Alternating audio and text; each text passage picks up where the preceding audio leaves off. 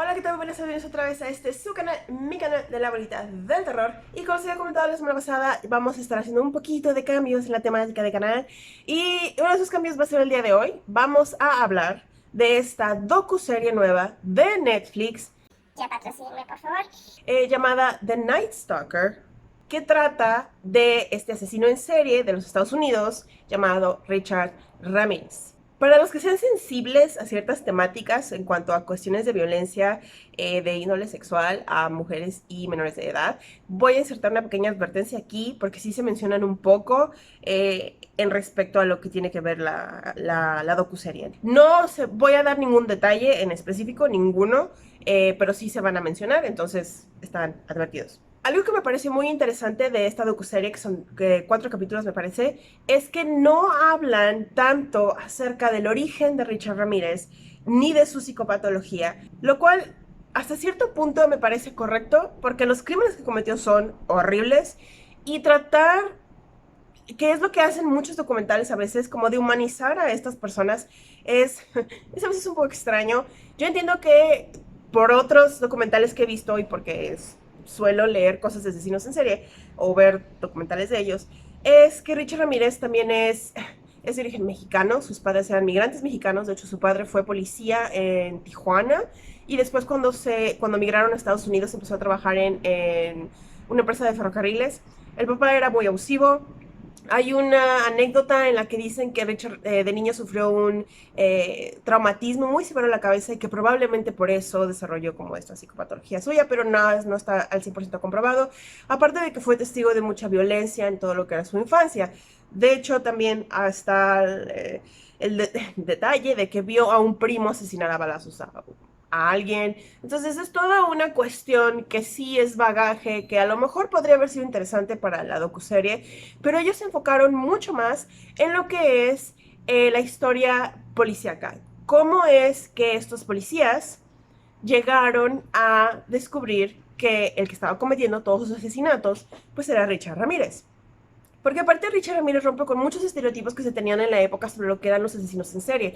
Estamos hablando de que lo de Richard Ramírez sucedió poco, muy poco después de lo del asesino de la colina, de Hillside Strangler, que también ocurrió como en el área de Los Ángeles. Y que eran, bueno, no era uno solo, eran dos, eran un par de primos, Bianchi y Ambuono, que tienen como su propia psicopatología y tal vez luego hablemos de ellos. El punto es que estamos como en la meca de lo que son los asesinos en serie de Estados Unidos, así los 60, 70, 80. Y se tenía como esta percepción de que los asesinos en serie eran generalmente hombres caucásicos. Y Richard Ramírez no encaja para nada dentro de esa descripción, porque a pesar de que era de tez clara, es un mexicano, es alguien de origen mexicano que no encajaba mucho con toda esta, con estos perfiles que existían en la época. Entonces ya desde ahí había como cierta desventaja para atraparlo. Y luego otra de las cosas que causó muchos problemas es que no había una victimología certera. O sea, no había como en el caso de Ted Bundy, ¿no? Que sus víctimas eran todas mujeres, jóvenes, atractivas, de cabello largo y oscuro. En el caso de Richard Ramírez eso no existía. Atacaba a hombres, a mujeres, a niños. Y variaban totalmente incluso las cuestiones raciales. Atacaba a asiáticos, atacaba a latinos, atacaba a caucásicos. Entonces no había como esta clave, ¿no? De, ok, entonces si yo no entro en ese grupo de peligro, pues yo ya respiro tranquilo y no hay tantos problemas, ¿no? No, Richard Ramírez era como el COVID. Todos podían atacar. Y es por eso que se volvió como una cuestión tan estresante para lo que es el área de Los Ángeles y para todas las cuestiones de los policías y demás, porque nadie sabía, todo, más que no saber, todos sabían que en cualquier momento ellos podían ser víctimas de The Night Stalker. Y eso, la verdad, me parece extremadamente estresante. Ahora, el documental nos platica un poco más acerca de lo que es el origen de uno de los principales detectives del caso, Gil Carrillo, quien también es de origen mexicano. Sus papás migraron a Estados Unidos de México. Él ahí se unió a las Fuerzas Armadas, sirvió en el ejército y después se unió a las fuerzas policíacas y se convirtió en detective, que era parte de, pues, el sueño de su vida y algo por lo que se sentía muy orgulloso. No, se siente muy orgulloso, él está vivo. De hecho, da muchas entrevistas en lo que es el documental. Y el otro detective es Palermo. que no me acuerdo su primer nombre, pero lo voy a insertar aquí, quien era el detective a cargo del caso de los estranguladores de la colina, ¿recuerdan? Bianchi Ambuono. Entonces, este gran detective, Palermo, que era ya famoso porque Bianchi Ambuono, empieza a atar cabos sobre casos que están ocurriendo en Los Ángeles de invasiones a casas. Invasiones que incluyen robos, vandalismo, pintas satánicas en las paredes y generalmente el asesinato del hombre que se encuentra en la casa y la agresión sexual y o asesinato de la mujer que se encuentra también en la casa. Entonces ese era más o menos el modus operandi con el que ellos estaban manejando, eran invasiones a casas. Por otro lado, Carrillo empieza también a escuchar sobre estos casos de niños que son secuestrados, son agredidos sexualmente, pero no, son puestos en libertad posterior a lo que les sucede. Y Carrillo, de hecho, es el detective que, pues ya una vez asignado al caso, que Richard Ramírez recibió muchísimos nombres por parte de la prensa. The Walking Killer es uno de los que le pusieron, pero el que se quedó al final fue The Night Stalker. Entonces, el acosador nocturno. Y él fue el que unió estos dos casos o grupos de casos aparentemente separados porque uno atacaba a gente grande, incluso sexagenarios, y el otro era a crímenes hacia niños, lo cual no sé si hasta cierto punto incompatibles, pero había ciertos detalles de criminalística y científicos, no nada más era como el instinto policíaco de Gil Carrillo, aunque creo que sí hubo un poco de eso, y presentó su teoría ante sus superiores y la verdad es que se rieron de él. Y lo cual me parece muy triste porque... Tenía razón. Entonces Palermo le dice a Gil Carrillo que se ponga a trabajar con él. Y posiblemente Carrillo está feliz porque no, es Palermo, es como wow, ¿no? Es súper famoso. Entonces empiezan a trabajar juntos en estas serie de invasiones a viviendas y demás. Empiezan a juntar evidencia, la cual tiene mucho que ver con el diseño de un zapato que se llamaba Avia. No sé si todavía existen los zapatos Avia, pero en ese entonces era un diseño relativamente nuevo. No era como los Adidas, que ya eran bastante conocidos en ese entonces. Era un zapato básicamente nuevo, recién diseñado. Entonces era como, genial, tenemos esta excelente pista. Y se lo estuvieron guardando hasta que unos reporteros se enteraron y entonces básicamente chantajearon a los policías para que les dieran una entrevista para no divulgar la información del zapato, cual me parece extremadamente horrible. En fin, los dos detectives empiezan como a entrar en choque, así a chocar con esta reportera en específico, que aparte fue muy chistoso, porque al final cuando atrapan a Ramírez, porque obviamente lo atrapan, ella se pierde toda la primicia, porque estaba en la estética cortándose el cabello. Karma. Karma. En fin. Entonces juntan su evidencia, hay una serie de cuestiones ahí como políticas, porque un caso se presentó en San Francisco y tenían que lidiar con la alcaldesa de San Francisco, más con lo que ya tenían acá en Los Ángeles, y se divulgó muchísima información acerca del caso. Yo sé que hubo un punto en el que Richard Ramírez de hecho desechó sus zapatos porque se enteró que estaban identificando los casos en los que él estaba involucrado por las huellas que estaba dejando, porque hubo de hecho una víctima a la cual la pateó tan fuerte en la cara que dejó la huella del zapato con sangre en su cara. Entonces creo que eso fue un poquito gráfico, disculpen. Algo de lo que sí, en lo que sí ahonda un poquito más, al menos lo que es el último capítulo de la docuserie, es en esta hibristofilia que se desarrolla alrededor del personaje de Richard Ramírez. Y para los que no sepan lo que es la hibristofilia, aquí les dejamos la definición. ¡Tarán! Y bueno, se han visto muchos casos. Generalmente se ven casos de asesinos hombres, pero sobre todo asesinos infames, como Ted Bundy. Yo sé que lo menciono mucho, pero es como uno de los más... En los que más se nota, porque la cuestión de que este no estaba tan feo, porque yo no lo veo guapo, y era como muy elocuente, y bla, bla, ¿no? Entonces Richard Ramírez desarrolló como este club de fans tóxicas, que estaban al pendiente de todo lo de su juicio, y le mandaban cartas de amor y todas estas cosas. De hecho, cuando lo arrestaron y lo llevaban en el carro atravesando la ciudad, eh, me parece que hubo un incidente en el cual una chava literal los flasheó y el detective Carrillo de hecho le dijo, eso no es para mí, eso es para ti, Richard. Y ya había confesado, ya estaban como en proceso de a meterlo al bote, ¿no? Básicamente. Porque confesó y había como mucha evidencia y no había para dónde hacerse. En el juicio ocurrió algo muy curioso. Y es que Richard Ramírez empezó a gritar y a amenazar a la gente, a los abogados y demás, de que los iba a mandar, de que los iba a matar, les iba a disparar y bla, bla, bla, no, porque pues, era como muy macho, según él. Una de las juezas, no jueza, una de las jurado fue asesinada durante el juicio. No fue asesinada por nadie que tuviera nada que ver con Richard Ramírez, de hecho fue su pareja sentimental la cual la asesinó, le disparó. Pero esto empezó como a meterle mucho miedo a todas las demás personas. Entonces pusieron a una suplente. La suplente estaba enamorada de Richard Ramírez. ¿Cómo diablos llegó al jurado? No lo sé, pero llegó y estaba enamorada de él. Y le mandaba cartas y él le hacía ojitos cuando estaban en la corte. Entonces él estaba seguro que como ella estaba en el jurado, no lo iban a meter al bote y que todo iba a estar genial. Pero pues, obviamente lo declararon culpable y se fue al bote. Se casó estando en prisión con una de sus más grandes fans y después ella lo dejó cuando se enteró de que había abusado de los niños.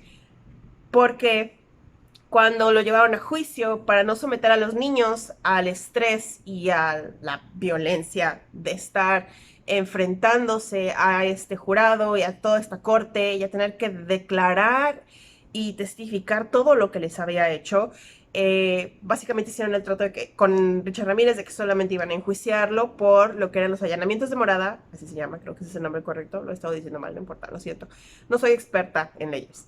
Entonces dejaron los casos de los niños hasta cierto punto aparte, pero siempre estuvieron como en la mente de todos. Entonces cuando esta superfan se enteró de eso, se divorció de él, pero pues bueno.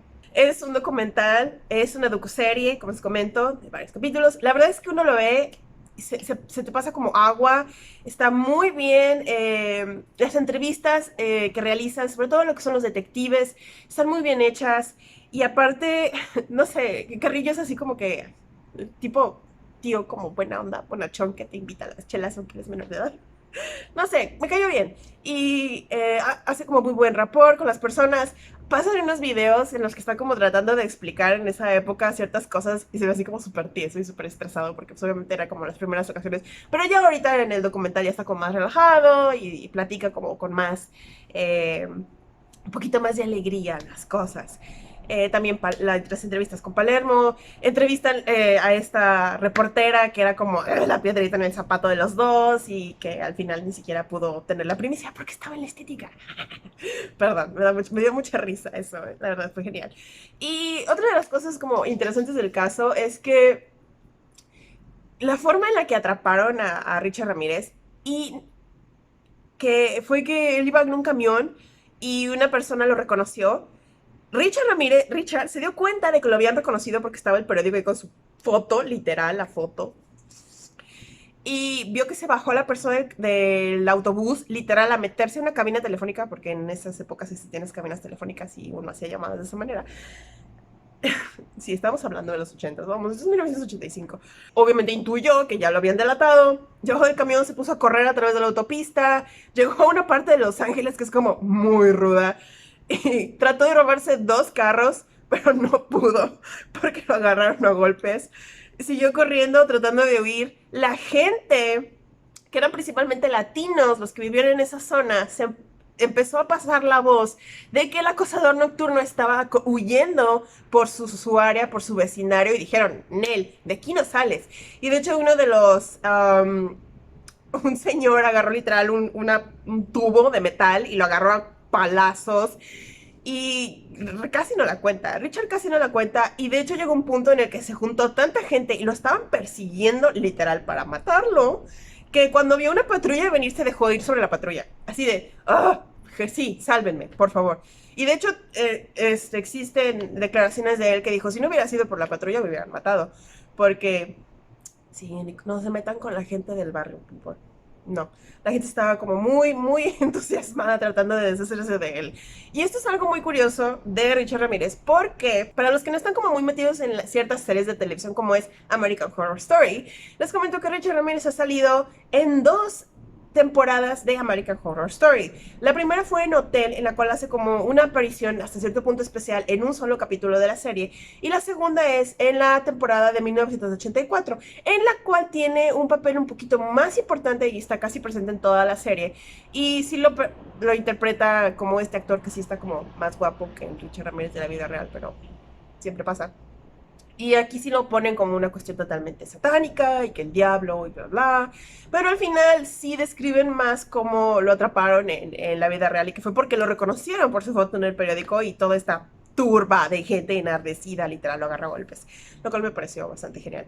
Recomiendo la docuserie, definitivamente la recomiendo. Creo que hay el único detalle que de esta docuserie que sí me gustaría es que le hubieran puesto como una advertencia al principio, como hice yo con ustedes, porque son muy gráficos en la cuestión de las descripciones de los crímenes y las fotos de las escenas de crímenes. No son como recreadas, son las fotos reales.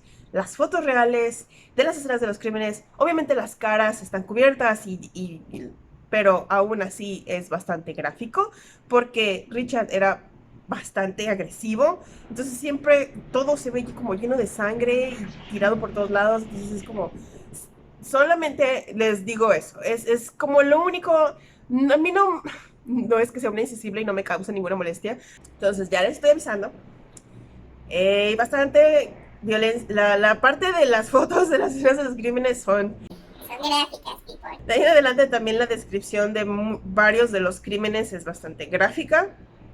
Afortunadamente las cuestiones de los niños no, porque pues hay que pintar una rayita, ¿no? Hasta cierto punto. Les recomiendo la serie, sí, realmente sí la recomiendo, es una buena docuserie. Hay muchos otros en las cuales se habla de Richard Ramírez, no tanto docuseries, sino documentales de Investigation Discovery, entre otros. Bailey Sarian tiene un capítulo acerca de Richard Ramírez, se los voy a dejar en la descripción por si lo quieren ver, o acá arriba en alguna de las esquinitas. Ella es una de mis favoritas youtubers, la amo. Por favor, Bailey, dame like. Entonces, y ella habla un poco más acerca de lo que es el origen y la historia de la vida de Richard Ramírez. Y pues esto sería todo por el día de hoy. Es esta recomendación de la nueva docuserie de Netflix, The Night Stalker.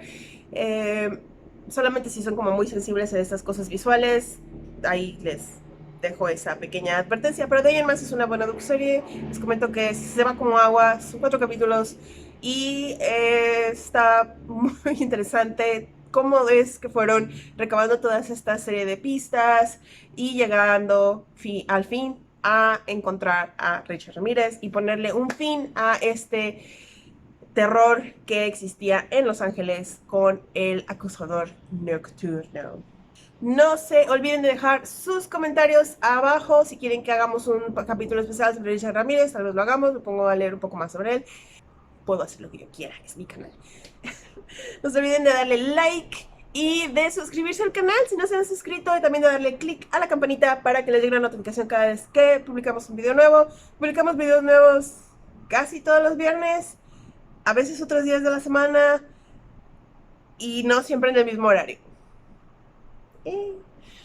Por favor, síganse cuidando mucho, lávense sus manitas, pónganse su cubrebocas cuando salgan a la calle, mantengan su sana distancia y solo salgan cuando sea absolutamente necesario. Nos vemos la próxima semana.